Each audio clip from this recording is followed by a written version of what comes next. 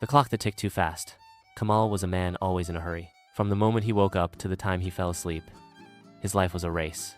He believed that if he could squeeze more into each day, more meetings, more work, more goal, she'd finally feel satisfied. He wasn't lazy, not at all. In fact, people admired his work ethic. He built a successful business from scratch, became the youngest executive in his company, and always had a plan for the next step. But in chasing everything, he forgot one thing: to live. His wife, Naila, often asked, "Can we go for a walk today?" "Not today," Kamal would reply, typing on his laptop. "I have too much to do." His son Samir would beg him to come to his school plays. "Next time, champ," Kamal would promise, missing yet another memory. One evening, Kamal's father, an old man with kind eyes, visited him. "I brought you something," he said, handing Kamal a small wooden clock. "It's beautiful," Kamal said, placing it on his desk without much thought. "This clock is different," his father smiled. "It ticks faster when your life is being wasted." Kamal laughed it off. But that night, as he worked late, the clock began ticking louder, faster. Tick, tick, tick. It grew louder with every hour he spent, buried in spreadsheets. He tried to ignore it, but the sound haunted him.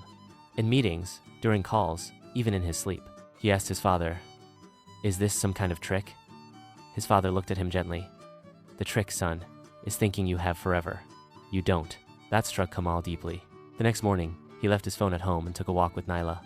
She was surprised but smiled like she hadn't in years. They talked, laughed, and held hands like they used to.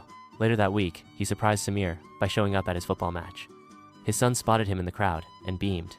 Kamal had never felt more alive. Days turned into weeks, and Kamal began to change.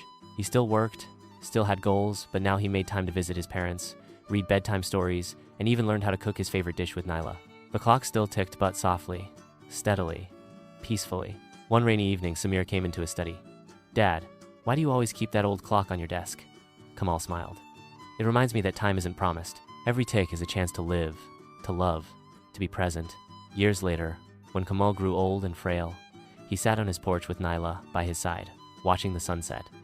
His eyes were tired, but his heart was full. The wooden clock still sat beside him, ticking gently. When Kamal passed away, Samir found a note tucked inside the clock. It read, "Time doesn't wait. Don't just count the minutes. Make the minutes count."